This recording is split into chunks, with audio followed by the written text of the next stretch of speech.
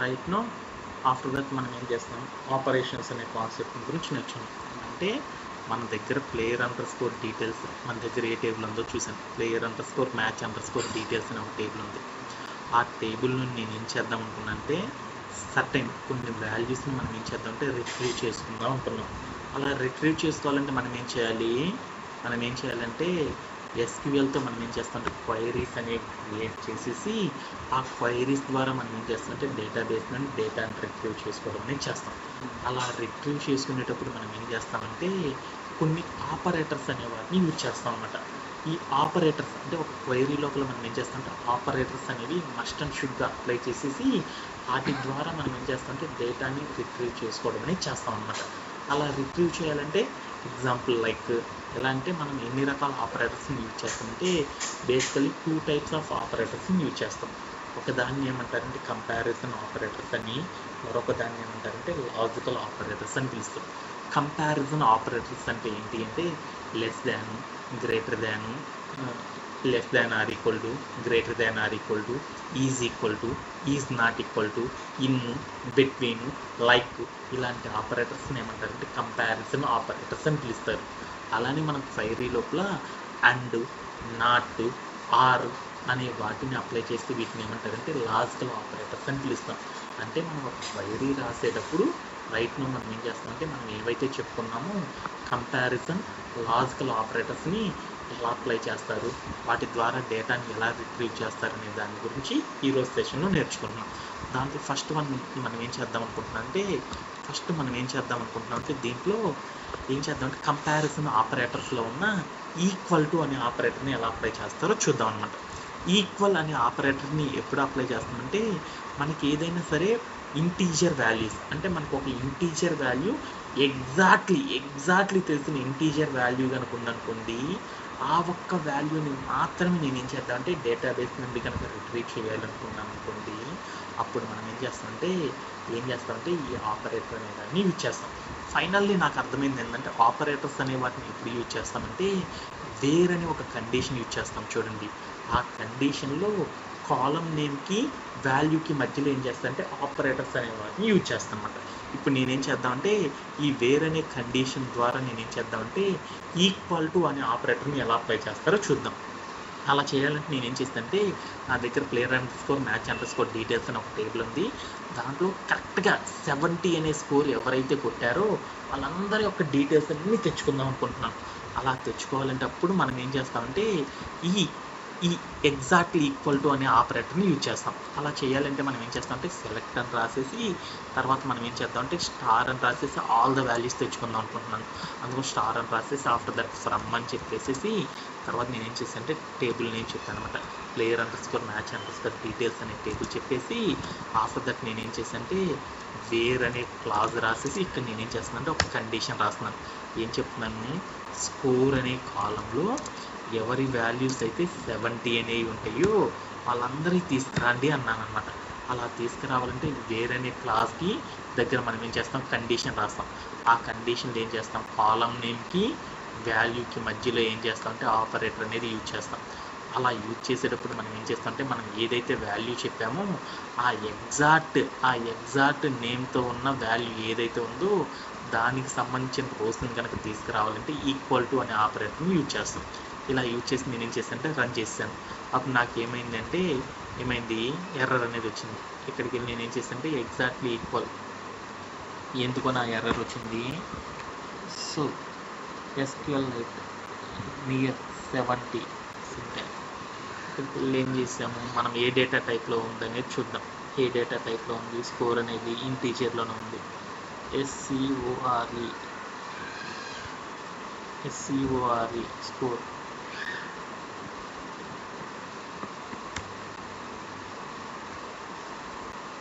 Score equal to అనే operator ఏం చేస్తామంటే డబల్ ఈక్వల్ టు అని పెట్టాను అనమాట. SQL లైట్లో ఏం చేస్తానంటే డబల్ ఈక్వల్ టు ఇస్తేనే దాన్ని ఈక్వల్ ఆపరేటర్గా తీసుకుంది. అందుకోసం నేను ఏం చేశాను, డబల్ ఈక్వల్ టు అని పెట్టేసాను అనమాట. పెట్టేసి రన్ చేస్తే నాకు ఏమైందంటే మన స్కోర్ అనే కాలం 70 అనే వాళ్ళు ఎవరైతే ఉన్నారో వాళ్ళందరి డీటెయిల్స్ అన్నీ రావడం జరిగిపోయింది. అలా నేను ఇప్పుడు ఏం చేస్తానంటే ఎగ్జాక్ట్లీ నేను ఇప్పుడు ఏం చేశాను, 70 అనే స్కోర్ కాకుండా ఇంకొక ఆపరేటర్ వాడుతున్నాను, ఈజ్ నాట్ ఈక్వల్ టు 70 అనే వాల్యూతో స్కోర్ ఉన్న వాళ్ళు కాకుండా మిగతా వాళ్ళందరి యొక్క డీటెయిల్స్ తెచ్చుకోవాలనుకున్నాను. అప్పుడు మనం ఏం చేస్తాము కండిషన్ లోపల ఏం చేస్తామంటే ఈజ్ నాట్ ఈక్వల్ టు అనే ఆపరేటర్ని పెట్టి రన్ చేయడం ద్వారా ఏమైందంటే స్కోర్ అనేది 70 కాకుండా మిగిలిపోయిన అందరి యొక్క డీటెయిల్స్ అనేవి రావడం జరిగిపోయింది. అలా నేను ఏం చేశానంటే 70 రన్స్ కంటే తక్కువ ఎవరైతే కొట్టారో వాళ్ళందరికీ తెచ్చుకోవాలనుకున్నాను. అప్పుడు నేను ఏం చేశానంటే లెస్ దాన్ అనే ఆపరేటర్ యూజ్ చేయడం ద్వారా మనం తెచ్చుకోవచ్చు అనమాట. అలానే మనం ఏం చేసామంటే 70 కంటే తక్కువ ఎవరైతే కొట్టారో వాళ్ళందరి డీటెయిల్స్ తెచ్చుకోవాలనుకున్నాను. ఇప్పుడు మనం ఏం చేస్తామంటే కండిషన్ లోపల less than or equal to అనే ఆపరేటర్ని యూజ్ చేస్తాం. అలా నేను ఏం చేశానంటే 70 కంటే ఎక్కువ రన్స్ కొట్టిన వాళ్ళ డీటెయిల్స్ తెచ్చుకోవాలనుకున్నాను. అప్పుడు నేను ఏం చేశానంటే ఆపరేటర్ పొజిషన్లో నేను ఏం చేశాను గ్రేటర్ దాన్ ఆర్ ఈక్వల్ అనేది పెట్టడం ద్వారా మనం తెచ్చుకున్నాం. అలా నేను ఏం చేశానంటే 70 కాకుండా 70 కంటే ఎక్కువ ఉన్న వాళ్ళ డీటెయిల్స్ తెచ్చుకోవాలనుకున్నాను. అప్పుడు నేను ఏం చేశానంటే గ్రేటర్ దాన్ అనే కంపారిజన్ ఆపరేటర్ని యూజ్ చేయడం ద్వారా తెచ్చుకున్నాను. ఇలా మనం ఏం చేస్తామంటే less than greater than less than or equal to greater than or equal to is not equal to అనే ఆపరేటర్స్ని ఇలా యూజ్ చేయడం ద్వారా మనం తెచ్చుకుంటాం. అలా మనం రిట్రీవ్ చేసుకునేటప్పుడు మనం తెచ్చుకునే వాల్యూస్ ఏవైతే ఉంటాయో అవి ఇంటీజరు ఆర్ ఫ్లోటింగ్ నెంబర్స్లో కనుక ఉంటే ఏమవుతుంది అంటే మనం ఇప్పుడు చెప్పుకున్న కంపారిజన్ ఆపరేటర్స్ అన్నీ కూడా ఏమవుతాయి అంటే అప్లై అవుతాయి అన్నమాట. అదే మనం తెచ్చుకునే వాల్యూ అనేది నాకు ఎలా ఉందంటే స్ట్రింగ్ రూపంలో ఉందనుకోండి. అలా స్ట్రింగ్ రూపంలో ఉన్న వాల్యూస్ని కనుక మనం తెచ్చుకోవాలి అంటే మనం కొన్ని కామన్ ప్యాటర్న్స్ని అప్లై చేసేసి వాటి సహాయంతో తెచ్చుకోవచ్చు అనమాట. అలా తెచ్చుకోవాలంటే ఎలా తెచ్చుకుంటారంటే మనకి ఎగ్జాక్ట్లీ స్ట్రింగ్ యొక్క నేమ్ ఏదైతే ఉందో ఆ నేమ్ అంతా తెలియదు అనుకోండి. అంటే ప్యాటర్న్స్ అనే వాటిని ఎప్పుడు యూజ్ చేస్తామంటే మనం తెచ్చుకునే స్ట్రింగ్ చాలా లెంత్లో ఉంది, ఆ ఎంటైర్ ద వర్డ్ అంతా నాకు తెలియదు, ఫస్ట్ కొన్ని పదాలు మాత్రమే మనకు తెలుసు, అలా ఉన్నా మనం తెచ్చుకోవచ్చు అనమాట. లేదంటే లాస్ట్ వర్డ్స్ మాత్రమే తెలుసు, లేదు అంటేనేమన్నా మధ్యలో వర్డ్స్ మాత్రమే తెలుసు, లేదు అంటేనేమన్నా ఎంటైర్ వర్డ్ తెలుసు, ఆ తర్వాత ఒక క్యారెక్టర్ మాత్రమే నాకు తెలియదు. ఇలా మనం తెచ్చుకునే స్ట్రింగ్ ఏదైతే ఉందో ఆ స్ట్రింగ్ వాల్యూ లోపల నేమ్ మనకి పర్ఫెక్ట్గా తెలియదు అనుకోండి.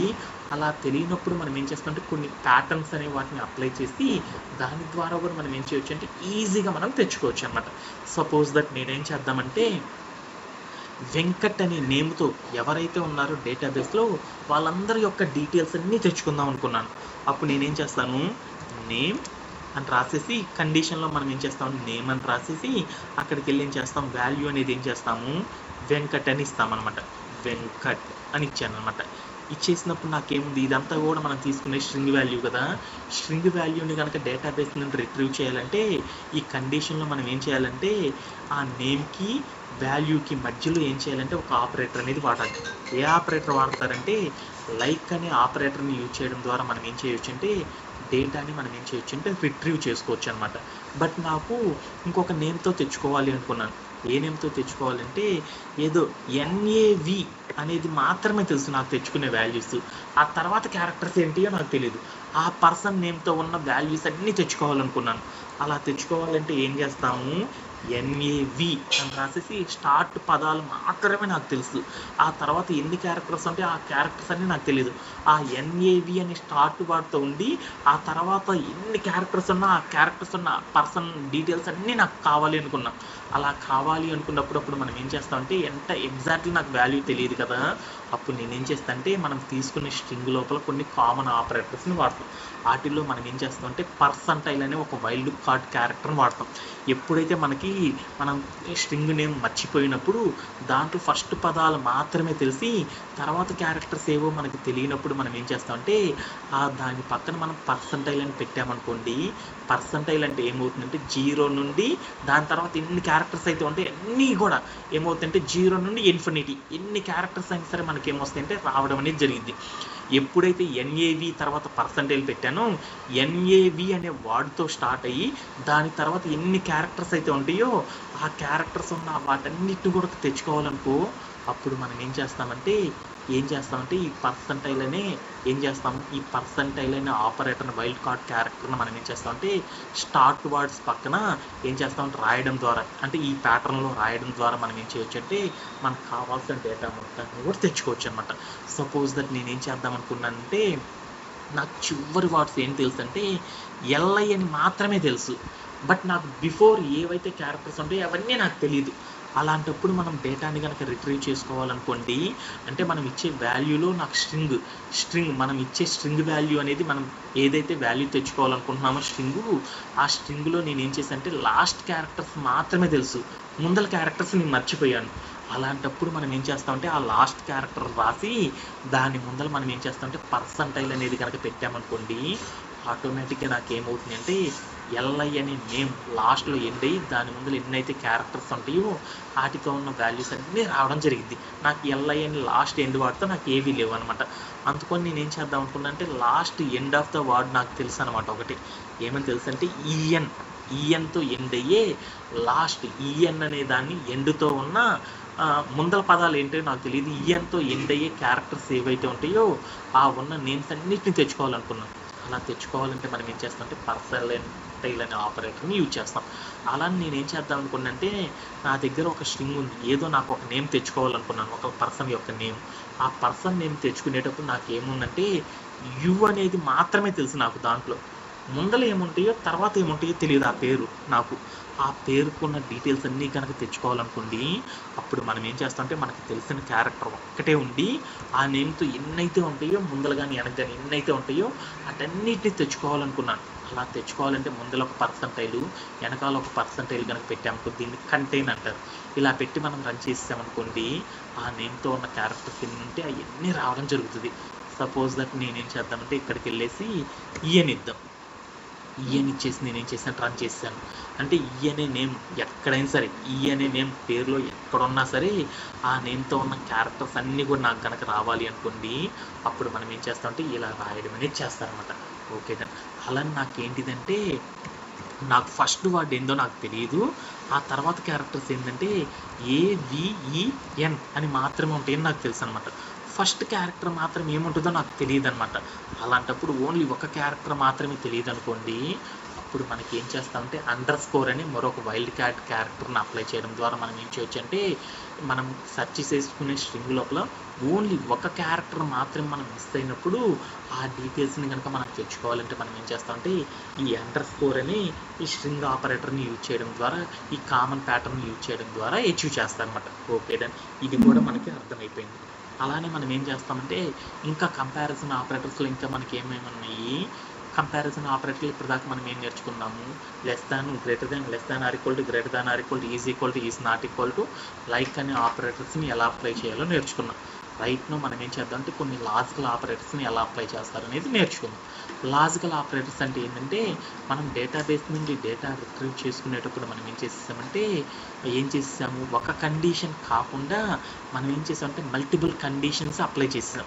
అంటే ఇక్కడ మనం ఏం చేసామంటే డేటాబేస్ నుండి డేటాను రిట్రీవ్ చేసుకోవడానికి ఏం చేసాము, ఈ వేర్ అనే క్లాస్ దగ్గర మనం ఏం చేసామంటే ఒక కండిషన్ కాకుండా బోలిడ్ కండిషన్స్ రాసేసాం.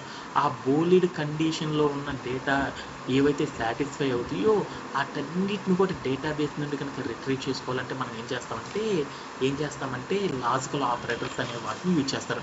అంటే ఒక డేటాబేస్ మీద మనం ఏం చేస్తామంటే మల్టిపుల్ కండిషన్ అప్లై చేయడం ద్వారా డేటాను రిట్రీవ్ చేసుకుందాం అనుకున్నాం. అలా చేయాలంటే ఏం చేస్తామంటే లాజికల్ ఆపరేటర్స్ అనే వాటిని అప్లై చేసేసి వాటి ద్వారా మనం రిట్రీవ్ చేయడం అనేది చేస్తామన్నమాట.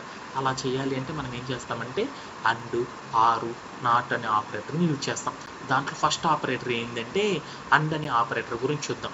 అండ్ అనే ఆపరేటర్ ఏంటిదంటే మనం ఏదైతే డేటాబేస్ నుండి మనం మల్టిపుల్ కండిషన్స్ తీసుకున్నప్పుడు మనం రాసిన ఆల్ కండిషన్స్ ఎన్నైతే కండిషన్స్ రాసామో ఆ కండిషన్స్ అన్నిటిని సాటిస్ఫై అయ్యే రోస్ ఏవైతే ఉంటాయో వాటన్నిటిని కనుక మనం రిట్రీవ్ చేయాలంటే ఏం చేస్తామంటే అండ్ అనే ఆపరేటర్ని వాడతాం.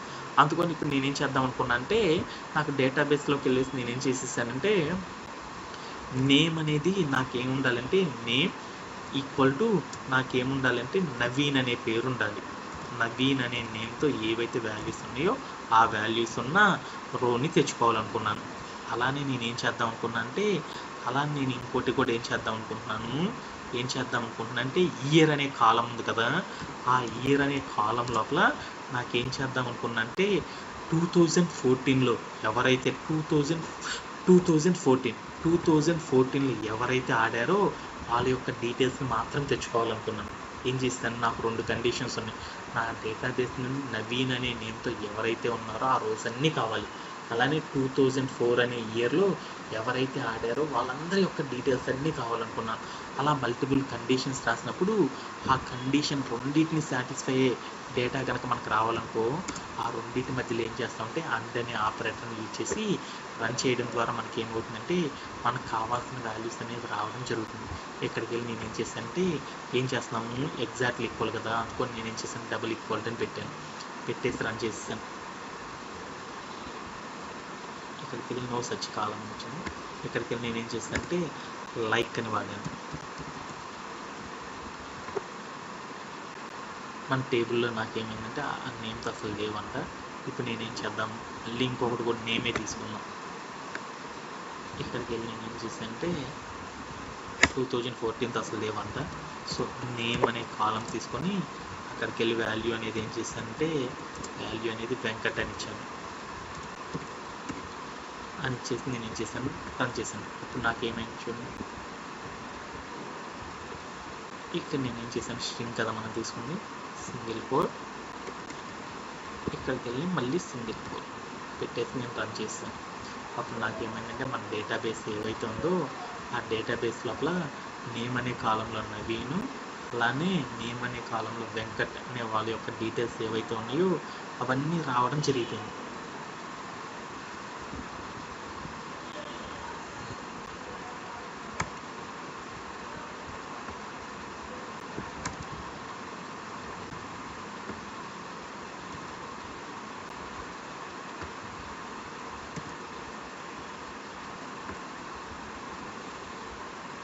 నాట్ పెట్టు